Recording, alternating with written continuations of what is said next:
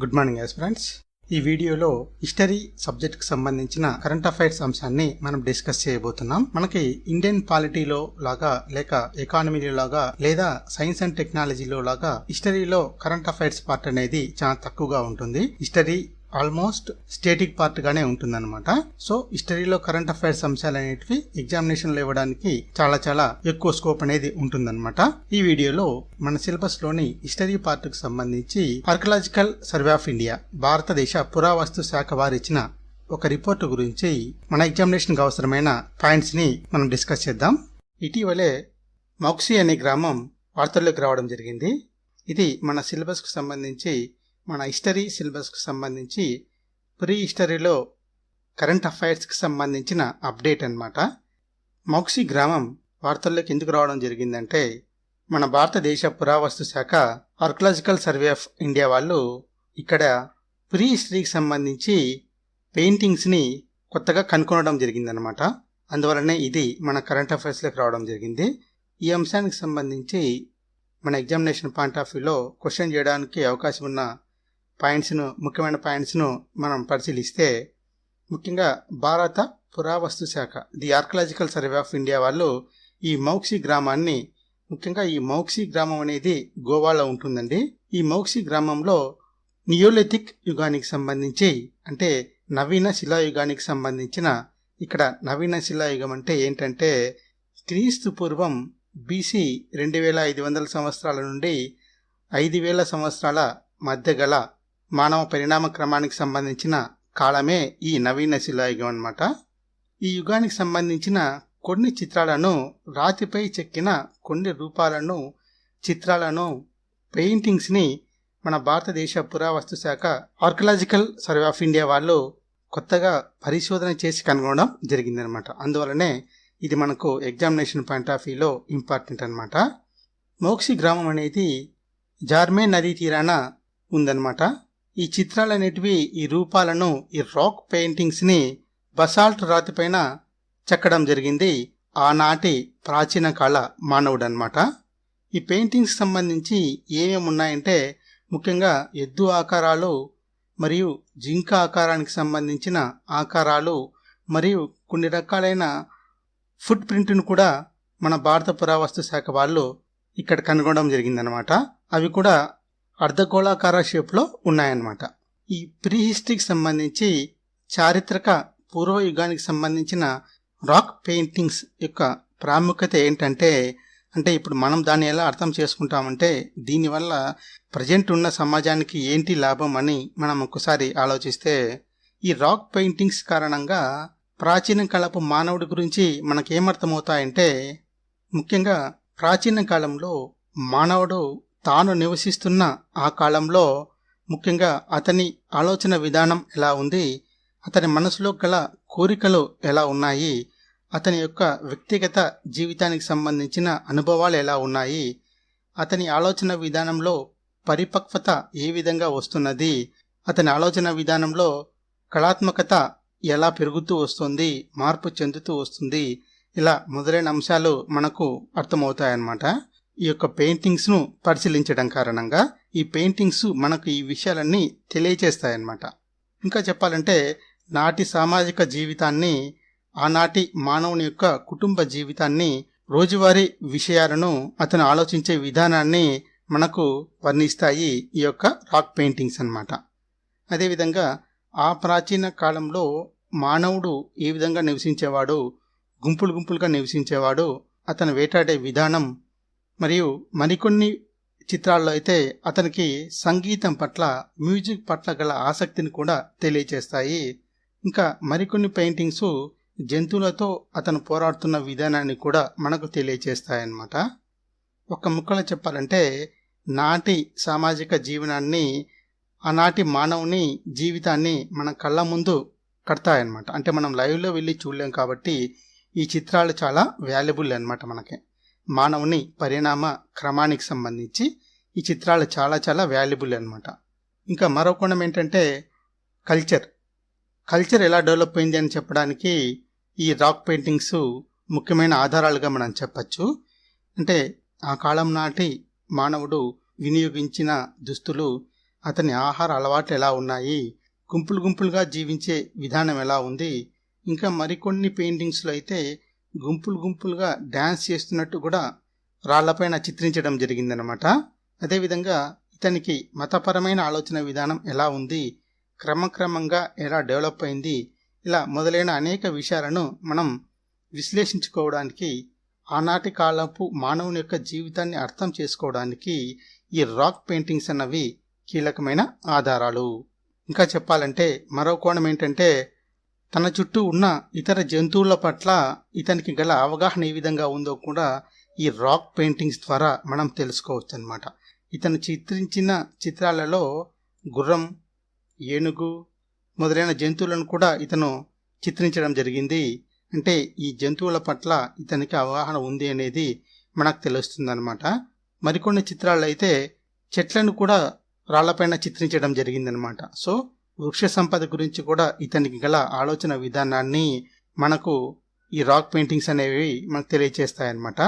ఇప్పటి వరకు మనం ఏం తెలుసుకున్నామంటే, ఈ మౌక్సి గ్రామం గురించి, భారత పురావస్తు శాఖ వాళ్ళు కనుగొన్న ఈ ప్రాంతం గురించి, మరియు రాక్ పెయింటింగ్స్ యొక్క ఉపయోగాల గురించి మనం తెలుసుకోవడం జరిగిందనమాట.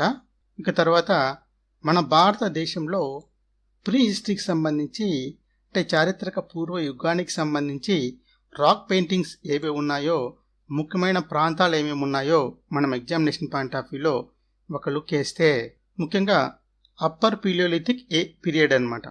అప్పర్ పీలియోలిథిక్ పీరియడ్ అంటే క్రీస్తు పూర్వం 1,00,000 సంవత్సరాల నుండి 50,000 సంవత్సరాల మధ్యకాలానికి సంబంధించిన పీరియడ్ అనమాట. దీన్ని తెలుగులో ఎగువ ప్రాచీన శిలాయుగం అంటారు. అయితే ఇక్కడ అభ్యర్థులు గుర్తుపెట్టుకోవాల్సిన ముఖ్యమైన పాయింట్ ఏంటంటే, ప్రాచీన శిలాయుగానికి సంబంధించి అంటే క్రీస్తు పూర్వం 3,00,000 సంవత్సరాల నుండి 50,000 సంవత్సరాల మధ్యకాలాన్ని ప్రాచీన శిలాయుగంగా మన పురాతత్వ శాస్త్రవేత్తలు వర్గీకరించడం జరిగిందనమాట. అంటే ఈ ప్రాచీన శిలాయుగాన్ని కూడా 3 భాగాలుగా డివైడ్ చేయడం జరిగింది. ఎందుకు 3 భాగాలుగా డివైడ్ చేయడం జరిగిందంటే, మానవ పరిణామ క్రమంలో వచ్చిన మార్పులను పరిగణలోకి తీసుకొని, అతని మెచ్యూరిటీ లెవెల్స్ను ఆధారంగా చేసుకొని, అతను వినియోగించిన పరికరాలను ఆధారంగా చేసుకొని 3 భాగాలుగా డివైడ్ చేయడం జరిగిందనమాట. అంటే ప్రాచీన శిలాయుగానికి సంబంధించి క్రీస్తు పూర్వం 3,00,000 సంవత్సరాల నుండి 1,50,000 సంవత్సరాల మధ్య కాలాన్ని వర్గీకరించడం జరిగింది. అదేవిధంగా మధ్య ప్రాచీన శిలాయుగం అంటే 1,50,000 సంవత్సరాల నుండి 1,00,000 సంవత్సరాల వరకు జరిగిన మానవ అభివృద్ధి పరిణామ క్రమం. అదేవిధంగా 3వ క్లాసిఫికేషన్ వచ్చి ఉత్తర ప్రాచీన శిలాయుగం అంటే ఈ అప్పర్ పీలియోలిథిక్ పీరియడ్ అనమాట. అంటే 1,00,000 సంవత్సరాల నుండి 50,000 సంవత్సరాల మధ్యకాలానికి, ఈ మధ్యకాలంలో మానవుడు అతనిలో వచ్చిన గుణాత్మకమైన మార్పులు, అతను వినియోగించిన పరికరాలు, నాటి సమాజాన్ని తెలియజేసే ఆధారాల గురించి వర్గీకరించడం జరిగిందనమాట. అంటే ఈ అప్పర్ పీలియోలిథిక్ పీరియడ్లో మన భారతదేశంలో మనిషి ఏ విధంగా ఉన్నాడు, మానవుని పరిణామ క్రమం ఏ విధంగా జరిగింది, దానికి గల ఆధారాలు ఏమున్నాయని మనం ఒకసారి పరిశీలిస్తే, మన భారతదేశంలో ఈ చిత్రాలకు సంబంధించి, రాక్ పెయింటింగ్స్కి సంబంధించి మొట్టమొదటిసారిగా ఈ పీలియోలిథిక్ పీరియడ్లోనే, అంటే ఎగువ ప్రాచీన శిలాయుగం కాలంలోనే మొట్టమొదటిసారిగా రాక్ పెయింటింగ్స్ను చిత్రించడం జరిగింది ఆదిమ కాలపు మానవుడు అనమాట. దీంట్లో ముఖ్యంగా అతను వాడిన కలర్స్ మనం పరిశీలిస్తే, గ్రీన్ కలర్ వాడాడు, డార్క్ రెడ్ కలర్స్ కూడా మన భారతదేశంలో నివసించిన ప్రాచీన మానవుడు వినియోగించడం జరిగిందనమాట. అదేవిధంగా అతను చిత్రించిన చిత్రాల్లో అయితే జంతువులు ఏమున్నాయి అనే విషయాన్ని మనం పరిశీలిస్తే, ముఖ్యంగా అడవి దున్నలు, ఏనుగులు, పులులు మొదలైన జంతువులను రాళ్లపైన చిత్రించడం జరిగిందనమాట. అదేవిధంగా మనిషిని పోలిన బొమ్మలను కూడా, చిత్రాలను కూడా చిత్రించే ప్రయత్నం చేశాడు ఆదిమ కాలపు మానవుడు అనమాట. అంటే ఈ పరిణామాలన్నీ ఎప్పుడు జరిగాయి? 1,00,000 సంవత్సరాల నుండి 50,000 సంవత్సరాల మధ్యకాలంలో జరిగిన పరిణామాలు. ఇవి కూడా మన భారతదేశానికి సంబంధించిన అంశాలు అన్నమాట. ఈ కాలానికి సంబంధించిన ముఖ్యమైన సైట్స్ ఏమున్నాయని మనం చూస్తే, భీంబెట్కా మధ్యప్రదేశ్, జ్వాలాపురం ఆంధ్రప్రదేశ్, తర్వాత మీసోలిథిక్ పీరియడ్ అనమాట, అంటే మధ్య శిలాయుగానికి సంబంధించిన కాలం. దీన్నే సూక్ష్మ శిలాయుగం అని కూడా అంటారనమాట. క్రీస్తు పూర్వం 50,000 సంవత్సరాల నుండి 25,000 సంవత్సరాల మధ్య జరిగిన మానవుని పరిణామ క్రమానికి సంబంధించిన అంశాలన్నమాట ఇవి. మన భారతదేశ విషయానికి వస్తే, మన భారతదేశంలో ఆదిమ కాలం నాటి ఈ 50,000 సంవత్సరాల నుండి 25,000 సంవత్సరాల కాలంలో, ఈ మధ్యకాలంలో ప్రాచీన మానవుడు మన భారతదేశంలో ఏం చేశాడనే విషయాన్ని మనం పరిశీలిస్తే, ముఖ్యంగా ఈ రాక్ పెయింటింగ్స్ అనేటివి అత్యధికంగా లభించినవి ఈ మీసోలిథిక్ యుగానికి సంబంధించి అనమాట మన భారతదేశంలో. ఇందులో ప్రధానంగా అతను చిత్రించిన బొమ్మలు ఏమున్నాయంటే, చిత్రాలు ఏమున్నాయంటే గుంపులు గుంపులుగా మనిషి నివసించే విధానాన్ని చిత్రించడం జరిగింది. అదేవిధంగా గుంపులు గుంపులుగా వేటాడడం మరియు గుంపులు గుంపులుగా అంటే కమ్యూనిటీ డ్యాన్స్ చేయడం కూడా అతను చిత్రించిన చిత్రాల్లో మనం గమనించవచ్చు అనమాట. ఇక మరో ముఖ్యమైన పాయింట్ ఏంటంటే, ఇతను చిత్రించిన చిత్రాల్లో అతనికి కాస్త మెచ్యూరిటీ పెరిగిందని చెప్పచ్చు అనమాట. అంటే తెలివితేటలు పెరిగాయి ఈ యుగానికి, మీసోలిథిక్ యుగానికి అని చెప్పచ్చు. ఎలాగంటే ఇతను చిత్రించిన చిత్రాలలో, ఈ రాక్ పెయింటింగ్స్లో జంతువులు ఎలా ఉంటే అలాగా న్యాచురల్గా చిత్రిస్తూ, అంటే సహజ శైలిలో బొమ్మలను చిత్రిస్తూ, మనిషిని చిత్రించే సమయానికి మనిషిని కాస్త స్టైలిష్ పద్ధతిలో చిత్రించే ప్రయత్నం చేశాడనమాట. సో ఇది అతని ఆలోచన విధానంలో వచ్చిన పరిపక్వతను మనకు తెలియచేస్తుంది అనమాట. ఇక్కడేంది, జంతువులను సహజంగానే చిత్రిస్తూ మనిషిని మాత్రం కాస్త స్టైలిష్గా చిత్రించే ప్రయత్నం చేశాడనమాట. స్టైలిష్గా అంటే ఏంటంటే, జంతువులను వేటాడేటప్పుడు హెయిర్స్ గాల్లో ఉన్నట్లు మన సినిమాలో చూపిస్తుంటారు కదా, అలాగా గాలిలో పైకి తేలుతున్నట్లు ఆ లైన్స్ గీయడం, అలాగా కాస్త మనిషిని స్టైలిష్గా చూపించే ప్రయత్నం చేశాడు ఈ మీసోలిథిక్ యుగానికి చెందిన మన భారతదేశంలో నివసించిన ఆదిమ కాలపు మనిషి అనమాట. మధ్యశిలా యుగానికి సంబంధించిన సైట్స్ని మనం పరిశీలిస్తే పంచ్మర్హి అండ్ ఆదమ్గర్ హిల్స్ అనమాట. ఈ రెండు కూడా మధ్యప్రదేశ్లోనే ఉన్నాయన్నమాట. తర్వాత period neolithic and chalcolithic periods అనమాట. అంటే కొత్త రాతి యుగానికి సంబంధించిన కొత్త రాతి యుగం మరియు లేక దీన్నే నవీన శిలాయుగం అని కూడా పేర్కొంటారు. క్రీస్తు పూర్వం 25,000 సంవత్సరాల నుండి 5,000 సంవత్సరాల మధ్య కాలంలో మానవుని పరిణామ క్రమాన్ని తెలియజేస్తాయన్నమాట ఈ పీరియడ్. ఇక చాల్కోలిథిక్ పీరియడ్ అంటే రాగి లోహాన్ని వినియోగించుకొని టూల్స్ను తయారు చేసుకోవడం నేర్చుకున్న పీరియడ్ అనమాట. అంటే రాగి లోహాన్ని మానవుడు వినియోగించిన పీరియడ్నే చాల్కోలిథిక్ ఏజ్ అంటారనమాట. నవీన శిలాయుగం అనమాట. ఈ నవీన శిలాయుగంలో ప్రాచీన మానవునికి వచ్చిన ఆలోచన విధానం, అతని ప్రవర్తన విధానం, అతని యొక్క చిత్రాలు ఎలా ఉన్నాయి అన్న విషయాలను మనం పరిశీలిస్తే, ముఖ్యంగా ఈ నవీన శిలాయుగంలో కుండలను వినియోగించుకోవడం నేర్చుకున్నాడు మరియు మెటల్ టూల్స్ను కూడా వినియోగించడం నేర్చుకున్నాడు అనమాట. ఇవి మన భారతదేశంలో జరిగిన పరిణామాలకు సంబంధించి మనం మాట్లాడుతున్నాము. ఇక ఈ కాలానికి సంబంధించి ఈ నవీన శిలాయుగంలో ప్రాచీన కాలపు మానవుడు వినియోగించిన కలర్స్ ఏమున్నాయంటే వైట్ అండ్ రెడ్, తెలుపు మరియు ఎరుపు అనమాట. బహుశా ఇది హెమటైట్ మరియు సున్నప్రాయాన్ని గ్రౌండింగ్ చేసి దీన్ని తయారు చేసిండొచ్చు అని శాస్త్రవేత్తల అభిప్రాయం అనమాట. ఈ యొక్క నవీన శిలాయుగానికి సంబంధించిన చిత్రాలను మనం పరిశీలిస్తే ఇంకా మెచ్యూర్గా అతను చిత్రించడం జరిగిందనమాట ఈ యొక్క రాక్ పెయింటింగ్స్ని. ఎలాగంటే ఈ చిత్రాల్లో పురుషులను సాహసోపేతంగా చిత్రీకరించే ప్రయత్నం చేశాడనమాట.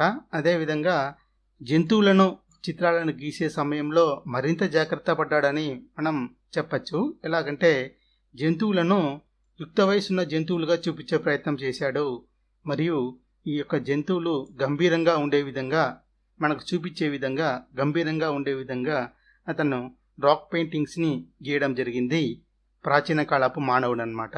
అంటే ఇక్కడ సాహసోపేతమైన మానవుడు ఒకవైపు వేటాడుతూ ఉండగా, ఇక్కడ జంతువులు కూడా యుక్త వయసులో ఉన్న జంతువులు, గంభీరంగా తిరగబడుతున్న జంతువులు, వీటిని ఈ నవీన శిలాయుగపు మానవుడు చిత్రీకరించడం జరిగిందనమాట. ఇక ముఖ్యమైన సైట్స్ విషయానికి వస్తే చంబల్ ప్రాంతం, దైమాబాద్, ఈ రెండు కూడా మహారాష్ట్రలో ఉన్నాయన్నమాట. ఇక హిస్టరీకి సంబంధించిన కరెంట్ అఫైర్స్ అంశాలు ఏమైనా ఉంటే నెక్స్ట్ వీడియోలో నేను డిస్కస్ చేస్తాను. Thank you very much for watching this video.